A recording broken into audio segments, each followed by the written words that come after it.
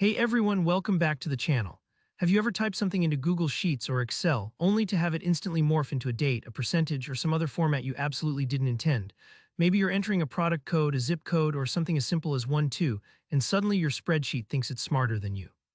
Well, today I'm going to show you exactly how to stop your text from auto-changing formats in Google Sheets so your data always stays exactly the way you want it. By the end of this tutorial, you'll have the confidence and know-how to keep that formatting under your control once and for all. Let's dive right in. First up, let's talk about what's actually happening. By default, Google Sheets tries to be helpful by automatically detecting and formatting what you type. That means if you enter something that looks like a number, a date, or a percentage, Sheets will eagerly switch up the format behind the scenes. But what if you just want those numbers or codes to stay as simple text? Here's what you need to do. Start by highlighting the cell or cells where you plan to enter your information. Don't worry if you've already typed something in, you can always change the format afterward, but it's a bit easier if you set things up from the start. Click and drag to select a range, or simply tap on a single cell if that's all you need. Next, look up at the top menu and click on the Format option. When you hover your mouse over number, you'll see a menu pop out to the side full of different ways your data can be displayed, everything from currency, percentages, even scientific notation. Right here is where the magic happens. Go ahead and choose plain text.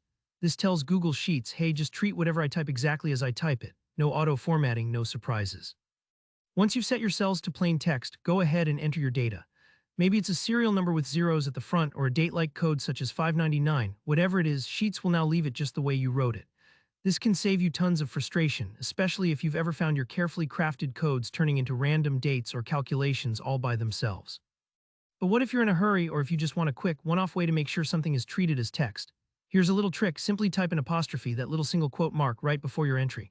So for example, if you want to write 1, 2 as text instead of a date, you'd enter it as apostrophe 1, 2.